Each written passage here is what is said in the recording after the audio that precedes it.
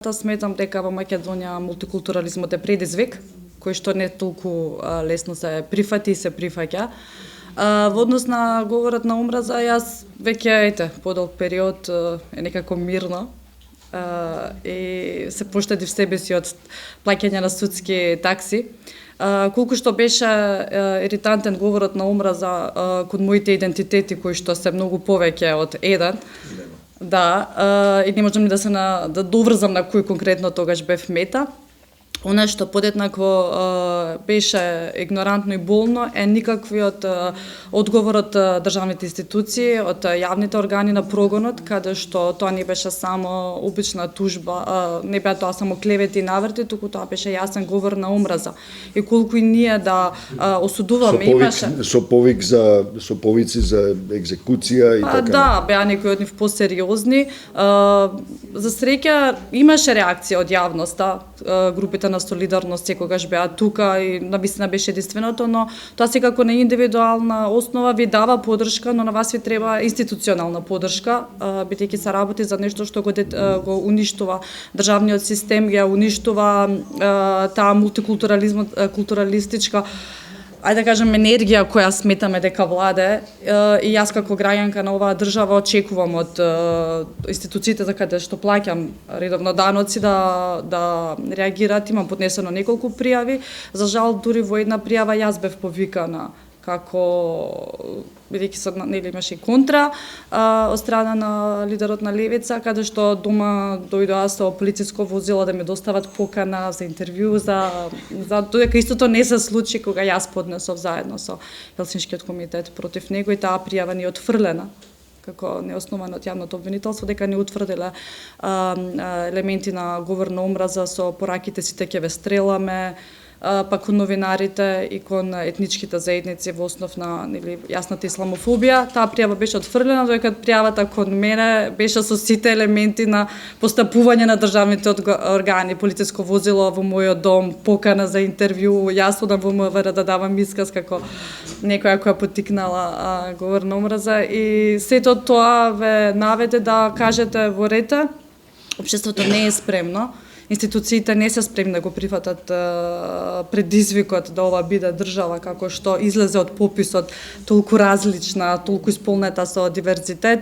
Може би е најдобро во право се кога ќе кажат повлечи се и седи дома, бидејќи една од повиците беше не ти е место таму каде што ти мислиш, тебе ти е место, дури од јавната обвинителка ми беше кажано, седи дома, не пишувај, не критикувај, чувај деца.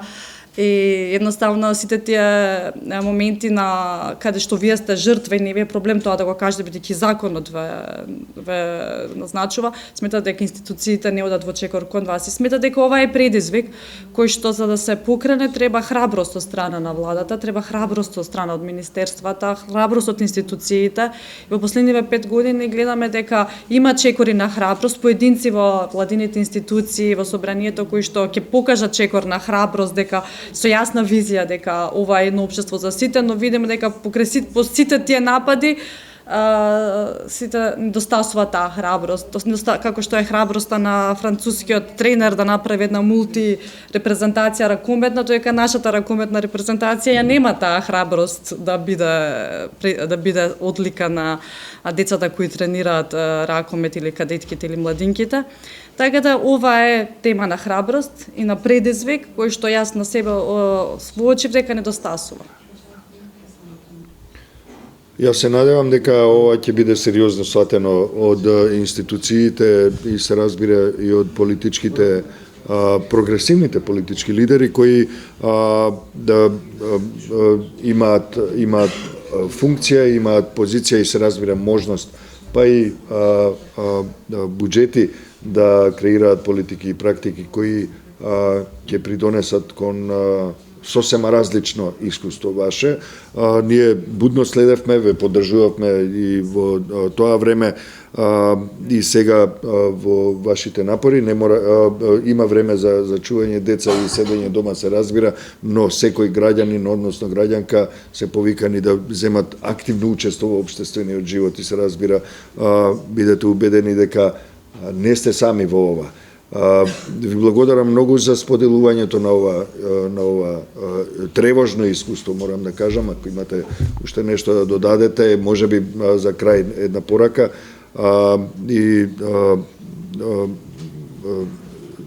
Морам да признам малку, иако го знам целиот случај, сите случаи, сепак морам да кажам дека малку ме погодивте со ова споделување на искуството. Се разбира дека тоа е храброст и да се сподели ова искуство пред камерите, во живо, во јавноста.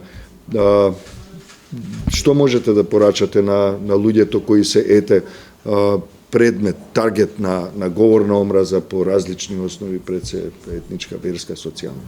Да, многу лесно го прифаќаме и го споделуваме или не го санкционираме говорот на омраза. Ми беше интересно во своите активности во поддршка на бегалците, кога посетивме едно семејство од Украина, кој што живее во центарот на градот, каде кажа дека таа не се чувствува сигурно да излезе на улиците на Скопје, бидејќи по социјалните мрежи следи дека тие не се добре дојдени во нашата држава. Иако се обидовме да ја убедиме дека со стратегијата на владата, на министерствата, поддршка, дека всушност тие имаат треба да чувствуваат поддршка, но сваќаме дека чувството на несигурност и страв го почувствував и во незиниот глас, дека ако државата не ги санкционира целиот тој говор на омраза, без разлика се сите наши повици на солидарност, хуманост кон украинскиот народ или кон другите народи, ако не видиме конкретни мерки и активности кон санкционирање на истиот тој говор.